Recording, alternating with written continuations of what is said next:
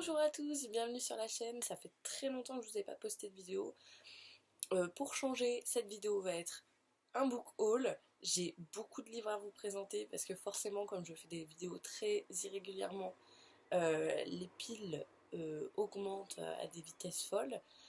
Donc voilà, j'ai beaucoup de livres à vous présenter, je vais vous présenter tout de suite, donc on va, voilà, hein, on va pas tarder et on y va. Le premier livre que j'ai à vous présenter, il s'agit de Une histoire naturelle de dragon de Marie Brennan aux éditions L'Atlante. Ça faisait un moment que je lorgnais dessus, enfin bref, un jour je me suis dit bon, je vais craquer. Alors, je l'ai déjà lu, donc je ne vais pas m'attarder trop dessus parce que je pense vous faire un avis dessus. Mais en tout cas, en gros, on suit Lady Trent, qui est une vieille dame et qui va en fait et ben, faire un petit journal pour expliquer ses découvertes vis-à-vis des dragons, ses découvertes pour la science. Donc on va notamment revenir sur toute sa jeunesse et son premier contact avec un dragon, comment cette passion lui est venue et comment est-ce qu'elle a réussi à faire sa place en fait euh, dans, dans les écrits et parmi les scientifiques alors que c'est une femme et que à l'époque à laquelle ça se déroule, voilà, les femmes n'ont aucune, aucune autorité dans ce domaine-là et enfin déjà il n'y a pas beaucoup de monde qui en sait grand-chose sur les dragons, mais voilà, encore une femme, encore plus. Donc voilà, il me plaisait beaucoup, donc j'ai craqué sur celui-ci. Autre livre qui a rejoint ma palle, il s'agit de Très intime de Solange aux éditions Payot. Pareil, celui-ci je l'ai déjà lu, donc je vous ferai un avis sur ce livre. Je dois avouer que c'est la couverture qui m'a attiré l'œil. Je pense que comme vous devez vous demander un petit peu de quoi il s'agit, et puis on comprend vite en fait, voilà, voilà. Sur le coup, j'avoue, moi j'étais un peu en mode qu'est-ce que c'est? Et puis finalement, je me suis dit, bah oui, c'est évident. Et en fait, c'est un livre qui parle donc de sexualité chez les femmes, et c'est en fait un recueil d'interviews, de petits ressentis en fait, on va dire de différentes femmes, de vraiment plein de profils différents, sur beaucoup de choses différentes, sur beaucoup d'envies, sur voilà, des désirs qui sont très différents à certains âges, selon les personnes. Voilà, on a des homosexuels comme des personnes bi, comme... Enfin voilà, on a vraiment de tout. Et en fait, je me suis laissée prendre au jeu. J'ai lu un petit extrait dans le magasin et je me suis dit, mais en fait, il faut que je le lise. Ça m'a l'air quand même très drôle. Sachant que Solange, c'est un personnage que j'aime beaucoup sur YouTube. Je pense que soit on aime, soit on n'aime pas du tout. Mais c'est vraiment un personnage qui me parle, donc voilà, j'avais envie de lire ce livre et j'ai pas du tout été déçue. Autre livre qui a rejoint ma palle, alors rien à voir, enfin vous allez me dire, il s'agit de le livre du Haïgi, prononcé Ouga. Voilà, Mieux vivre à la méthode danoise, aux éditions First Edition, et c'est de Make Wiking. J'espère que je prononce bien. C'est pas du tout un roman en fait, c'est un livre qui donne plein de petits conseils, de petites habitudes à prendre, on va dire, pour se sentir bien à la version danoise. C'est-à-dire en fait faire un petit peu abstraction de tout ce qui est superflu, de se recentrer sur soi, sur la famille, sur les amis, prendre du temps, voilà, pas forcément sortir pour être bien, s'aménager des espaces chez soi euh, pour se sentir bien et voilà, on a cette ambiance très cocooning chez les Danois. Donc c'est plein de petits conseils, il y a des recettes, il y a des patrons pour faire des flocons de neige en papier, voilà, il y a de tout. Et c'est un petit livre voilà, qu'on a envie de feuilleter régulièrement, qui est très très beau. Vous avez, voilà, en fait il y a des photos tout le long, des photos qui donnent envie. Donc voilà, celui-ci me tentait beaucoup, je l'ai vu sur beaucoup de chaînes et je me suis dit, allez. Autre livre qui a rejoint ma page, je voulais attendre sa sortie en poche et je n'ai pas résisté. J'en ai parlé avec un ami, on parlait de Mathias Mazieux, on était en train de réécouter des anciennes chansons et voilà, j'ai pas résisté, je me suis dit non mais en fait j'ai trop envie de le lire. Donc il s'agit du journal d'un vampire en pyjama aux éditions Albin Michel de Mathias Malzieu, le dernier Malzieu. Euh, je l'ai lu, donc pareil, je vous ferai un avis dessus. En fait, non, enfin, pas sur celui-là en tout cas, vous avez déjà un avis en fait sur le blog. Je l'ai déjà chroniqué, donc si vous voulez voir, je vous laisserai le lien en barre d'infos, si vous voulez aller voir l'avis. Voilà, donc déjà l'objet livre, je sais pas si vous allez vous rendre compte avec la lumière, mais en fait il brille, il a des petites paillettes tout le long, et il est super beau. Donc, tant pis, ce sera un des Malzieux que j'aurai pas en poche, mais c'est pas grave. Il était accompagné du CD, donc là c'est une version collector, on va dire en fait. Euh, donc là on suit Mathias Malzieu lui-même en fait. Dans ce livre il se cache pas derrière un personnage pour raconter son histoire, non, c'est vraiment lui, et il raconte en fait son histoire face à la maladie, puisqu'il il est atteint, il était atteint, non je crois que, enfin, c'est une maladie qu'il a toujours, il est guéri depuis, mais c'est une maladie qui est très très rare, et sur lequel il s'est retrouvé confronté, auquel il s'est retrouvé confronté, pardon, et, euh, et voilà, il exprime en fait son remerciement à toute l'équipe de soignants, à tous ceux qui étaient là pour lui, et il le fait de façon toujours aussi poétique, toujours aussi belle. Donc voilà, du Mathias Malzieu, je ne pouvais pas trop passer à côté. Et l'attente en poche, je vous l'ai dit, était vraiment trop longue. Donc voilà. Le voyage de Simon Morlaix, donc de Jack Finney aux éditions Lune d'encre, c'est l'histoire d'un inventeur, on va dire un petit peu hors de son temps, qui en fait, hors de son temps, en plus ça va très bien avec ce qu'il veut faire, parce que en fait il veut essayer d'inventer le voyage dans le temps, mais pas avec une machine. Pour lui, le fait de s'imprégner d'une époque, mais vraiment complètement, permet à l'individu de se projeter dans le temps, donc que ce soit avant ou arrière, j'imagine. Donc c'est une théorie qui est en train de naître à l'époque où se déroule le livre. Et donc on a Simon Morlaix qui arrive au milieu de ça, qui a une existence un petit peu lambda, qui se fait un petit peu chier je pense, et donc qui décide de tester cette nouvelle théorie, et qui va s'imprégner d'une époque pour essayer de retrouver euh, l'aïeul d'une amie à lui qui s'est suicidée. Bref, ça a l'air très farfelu, mais donc voilà, le personnage en question, Simon Morlaix, pardon, va se retrouver dans une époque qui n'est pas du tout la sienne, et grâce à cette théorie qui est très bizarre en fait, hein, sans machine, sans rien, sans quoi que ce soit, on pourrait voyager dans le temps. Donc c'était une histoire qui à l'époque me donnait envie, là ça me donne toujours envie. Après il faut que je trouve le temps de le lire, voilà, j'espère qu'il va pas rester trop longtemps dans ma palle. Un tout petit livre qui a rejoint ma bibliothèque, c'est ma soeur qui me l'a offert pour mon anniversaire.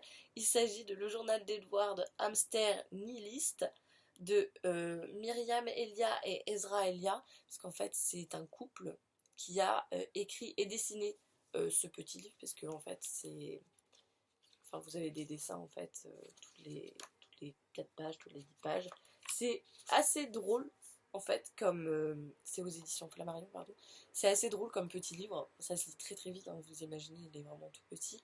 Euh, voilà, c'est en fait le journal d'un hamster qui, qui se croit intelligent, enfin qui est intelligent on va dire, et qui crée des subterfuges et qui a des réflexions philosophiques sur sa vie et sa vie de hamster. Et c'est très très drôle, c'est une petite lecture très légère, mais voilà, j'ai trouvé ça adorable qu'elle me l'ait offert, et puis donc il trône sur ma bibliothèque en mode exposition.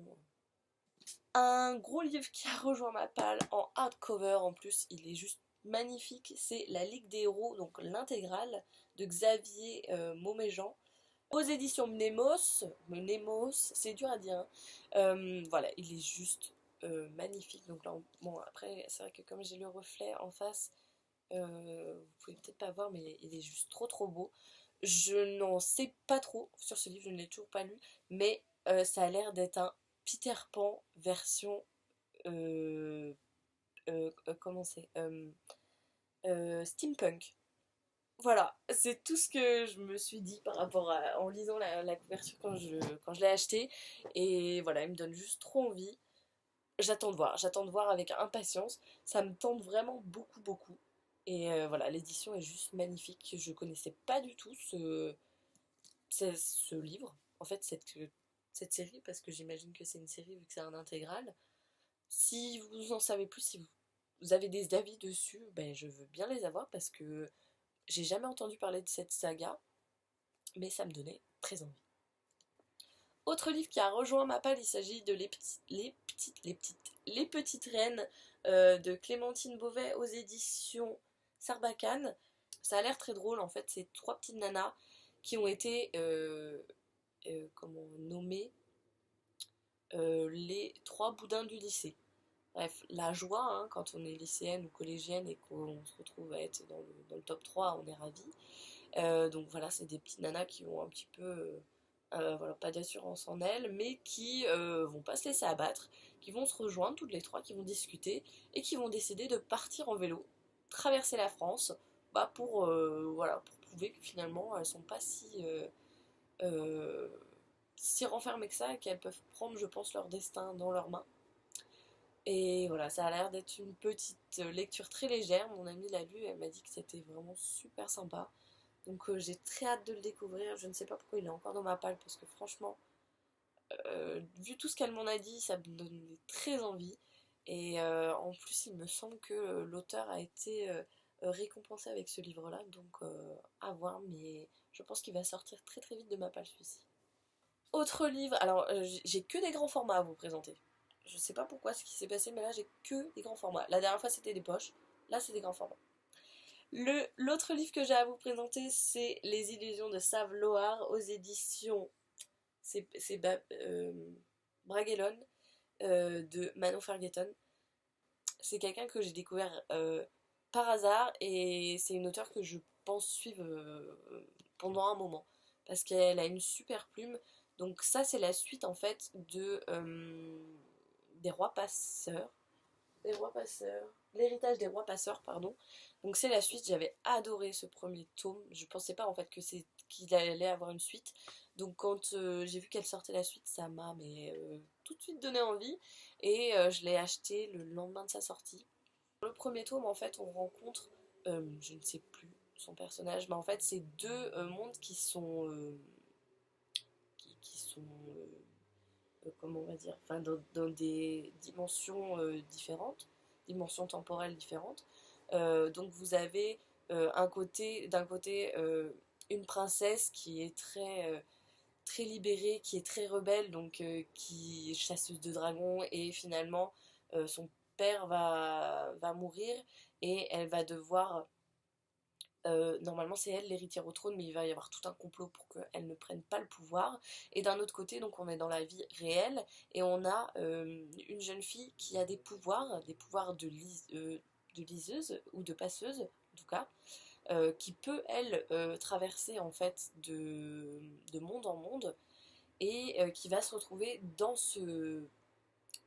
cet univers un petit peu magique et qui va qui va aider en fait cette fameuse princesse à reprendre ce qu'il lui est dit, c'est-à-dire le trône de ce monde. Alors j'avoue là le résumé est un petit peu bancal parce que ça fait un moment que je l'ai lu, mais c'était vraiment, enfin je me souviens avoir passé un très bon moment et j'ai hâte de retrouver les personnages, donc j'espère que ça va revenir vite l'histoire. Voilà, que je pense que je vais avoir un petit résumé au début, que les personnages vont se remettre en place rapidement, mais j'ai très très hâte de lire ce second tome. Autre livre qui a rejoint ma palle, je le trouvais trop mignon, c'est Pax et le petit soldat de Sarah Penny Parker aux éditions Gallimard Jeunesse et c'est illustré par John Classen parce que vous avez des illustrations dans tout le long du roman. Il s'agit en fait de l'histoire d'un petit garçon qui a adopté un renard quand il était petit et la guerre éclate, donc ce petit garçon qui vit avec son père se voit contraint de partir chez son grand-père pour plus de sécurité et pour fuir un petit peu le conflit et il va devoir abandonner ce petit renard avec qui il a grandi finalement et en fait c'est l'histoire des deux qui essaient de se retrouver, que ce soit le renard ou le petit garçon. Donc on a on alterne en fait le récit du petit garçon et le récit du renard. Et le renard qui découvre aussi la liberté et ce que c'est un petit peu le côté sauvage de sa race, donc il se voit confronté à d'autres renards, à beaucoup de choses qu'il ne connaît pas. Et voilà, c'est une histoire qui est toute mignonne, Je vous en reparlerai parce que je l'ai lu. Franchement, j'avais trouvé ça trop chou comme lecture. C'est une petite lecture, c'est une lecture jeunesse, donc ça se lit vite. Mais c'est très bien écrit. Autre livre qui a rejoint ma palle, il s'agit de Cinder, le premier tome de la saga Les Chroniques Lunaires. Donc c'est de Marissa Meyer aux éditions Pocket Jeunesse. Ça faisait un moment que je lorgnais dessus et en fait, pour tout vous dire, la couverture me tentait pas du tout là, avec la chose, l'escarpin rouge et les igouigouis chelous. Ça me tentait pas du tout. Donc là, quand j'ai vu la nouvelle édition, je me suis dit, allez, c'est l'occasion de commencer les Chroniques Lunaires. J'attends de voir, le concept me parle complètement, c'est-à-dire d'avoir une Cendrillon cyborg, ou à moitié cyborg, mais version, voilà, fantasy, espace, et donc un contre-visité de cette façon-là, j'ai trouvé ça juste génial. Donc j'attends de voir parce que j'entends de très bonnes critiques d'un côté et des critiques un petit peu plus partagées de l'autre. Donc voilà, j'ai hâte de me faire mon propre avis. Et j'avais envie de tous les acheter là parce que je trouve la nouvelle édition super sympa. Mais je me suis dit, bon, je vais déjà commencer par le tome 1 et voir après si ça me plaît. Autre livre qui a rejoint ma palle, il s'agit de Lumière, le voyage de Svetlana, c'est dur à dire, hein, c'est du russe, de Carole Trébor aux éditions Rajo. Je vous en parlerai plus longuement aussi dans une vidéo parce que celui-ci je l'ai lu. La couverture m'a juste fait craquer, je trouvais le dessin sublime. Le résumé aussi. En fait, on est sur un livre qui mélange historique et fantaisie. Donc d'une petite fille qui a été en fait adoptée, ses parents adoptifs se retrouvent, meurent en fait, et donc on lui dit que ses vrais parents euh, sont en Russie, donc elle habite en France, donc c'est tout le contexte avec l'apparition de l'encyclopédie, le temps des Lumières. Donc elle va partir en Russie, essayer de retrouver ses parents, et elle se rend compte que ses parents ont peut-être un destin qui est un petit peu plus magique, fantastique qu'elle ne le croit. Et c'est un livre, sans trop entrer dans les détails, qui historiquement est très bien renseigné. C'est un livre qui reste jeunesse et qui explique les choses de façon très simple, très ludique. Mais voilà, il y a quelque chose qui bloque selon moi, notamment avec la fin, alors que le début est vraiment super bien. Je vais pas vous en dire plus parce que comme je vous dis, je vais essayer de vous faire un avis sur celui-ci. Mais voilà, il n'empêche que ça reste un objet livre qui est juste trop beau. Je trouve le concept, les couleurs, le graphisme est juste sublime. Et en tout cas, c'est un livre qui avait une... Je regarde, il y a une bête là qui vient de rentrer. J'espère que ça pique pas. Voilà, ça reste une histoire qui est mignonne et je vous en parlerai plus dans une prochaine vidéo. Les deux livres qui vont suivre, c'est mes achats pour le salon du livre de Paris qui s'est déroulé, c'était quoi, en mars, enfin bref, c'était le salon du livre qui était aux portes de Versailles. Je n'ai acheté que 2 livres, j'étais mais genre méga fière de moi. Mais c'était pas le bon jour en fait, voilà, j'y allais, si je savais que je voulais acheter un livre, mais sinon j'avais pas trop d'autres envies. Et je suis allée le dernier jour et en fait c'était non, oui, si, le dernier jour, donc c'était lundi. Et franchement, j'ai été un petit peu déçue, mais pas par le salon en lui-même, c'est juste que j'étais pas dans l'optique achat livresque, et du coup, bah voilà, enfin, j'ai pas trop profité tant que ça en fait du salon. Il n'empêche que je suis repartie avec Carry On de Rainbow Rowell aux éditions Pocket Jeunesse. J'avais très envie de le lire parce que j'ai lu Fangirl, j'ai adoré Fangirl. Donc je voulais voir ce que donnait Carry On, donc c'est-à-dire la fanfiction écrite par le personnage de Fangirl dont je ne me souviens plus le nom. Voilà, une fanfiction qui ressemble beaucoup à Harry Potter version gay, si je ne m'abuse. Voilà, j'avais très envie de le voir, j'ai vu des bonnes critiques et d'autres beaucoup moins bonnes, donc à voir ce que ça donne, mais...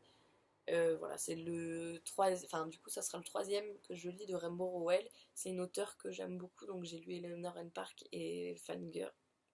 Et, et voilà, du coup je voulais savoir quand même cette fameuse histoire, ce que ça donnait. Il est assez gros, donc j'attends de voir. J'attends de voir ce que ça va donner. Mais Mais voilà, je ne sais pas quoi dire d'autre. J'ai juste envie de savoir en fait de quoi il s'agit et on verra bien. Second livre du coup que j'ai acheté au salon du livre, c'est La vie selon Juan Salvador, palmipède d'Uruguay de Tom Michel aux éditions Fleuve. Voilà, je trouvais le concept adorable en fait, c'est l'histoire d'un pingouin. Et en fait, on n'en sait pas plus parce qu'en fait, vous voyez, c'est un tout petit avis derrière. En fait, je sais pas, j'ai lu 3-4 pages, je m'en souviens plus trop, mais en gros, ça m'a bien parlé. Donc, c'est l'histoire d'un homme et son manchot. Voilà, une petite histoire trop mignonne de ce que j'ai pu lire derrière. Et donc, derrière, c'est écrit, je vais vous le lire et vous allez voir, vous aussi, ça va vous donner envie. Réconfortant et unique, difficile de ne pas avoir envie d'y être, l'histoire émouvante d'un voyage extraordinaire à l'autre bout du monde et d'une merveilleuse amitié entre un homme et un manchot. Voilà, c'est tout ce qui est écrit. Et en fait, ça m'a donné juste trop envie. Voilà, j'ai pas d'autre explication à vous donner pour celui-ci. Voilà, j'ai craqué sur le Alice au Pays des Merveilles de Lewis Carroll, illustré par Pajama Lacombe aux éditions Métamorphose. Il est juste magnifique. Et voilà, c'est mon quatrième, cinquième Benjamin Lacombe. J'aime toujours autant. Je trouve ses dessins juste magnifiques. Alice au Pays des Merveilles, en plus, c'est un conte, une histoire que j'adore. Euh, voilà, je vais essayer de vous montrer un petit peu l'intérieur. Il est juste trop beau. Je trouve qu'il y a une mise en page en plus qui est juste géniale. Mais voilà quoi, Alice au Pays des Merveilles version Benjamin Lacombe. Je ne pouvais pas ne pas l'avoir dans ma bibliothèque un jour. Et là, il a rejoint beaucoup plus vite que prévu. Mais c'était l'occasion. Il me tentait, j'en avais envie. Donc. Le livre qui suit, mais en fait, je l'ai vu. Je me suis dit, mais je ne peux pas ne pas le prendre. Je ne peux pas ne pas rejoindre ma bibliothèque. Avec la sortie du film, j'étais presque sûre qu'ils allaient sortir un bouquin dans le genre. Il s'agit de La Belle et la Bête, l'histoire éternelle d'un chef-d'œuvre. Donc c'est de Charles Salomon aux éditions Hugin and Munin. Oui. Et voilà, c'est juste un objet livre qui est trop beau. Euh, donc dedans en fait vous avez toute l'histoire de la création du Disney notamment, mais en passant par voilà, vous avez l'adaptation de Cocteau, vous avez toutes les adaptations non, enfin 6 dessins animés qui ont été faites, et puis sur le donc ça c'est le Disney, c'était juste trop beau ce livre, et vous avez aussi tout ce qui est donc les dessins préparatoires, tout ça, et sur le film du coup qui est sorti avec Emma Watson. Je suis désolée, je suis un peu petite, je sais pas, j'ai mis ma caméra pas trop au bon placement, mais voilà, il est juste trop beau et il me le fallait en fait. Enfin, je pouvais pas passer à côté et je me suis dit il faut que je le prenne maintenant parce qu'après je ne le trouverai plus, donc j'ai craqué assez rapidement. Je vais essayer de vous le montrer sans le cache libre parce que la couverture est juste trop belle en fait. C'est aussi c'est censé être la jaquette d'origine en fait du dessin animé, mais je crois que c'est la version américaine ou anglaise. Nous on n'a pas celle-ci en France. Et voilà. Il est juste trop beau. Avec des petits jeux de différentes textures là sur toute la couverture, franchement. Et c'est trop beau. C'est tout pour ce book haul, c'est tout, vous allez me dire, c'est déjà énorme. Voilà, j'espère que ça vous a plu, que ça vous a donné envie pour certains livres. N'hésitez pas à me le dire en commentaire, voilà, s'il y en a certains que vous avez déjà lus, si vous en avez d'autres à me conseiller vu les achats que je fais, si vous pensez qu'il y a des livres qui vont me plaire. Et puis je vous dis à bientôt pour une autre vidéo et j'espère que ce ne sera pas un book haul, ou en tout cas qu'il ne sera pas aussi long la prochaine fois.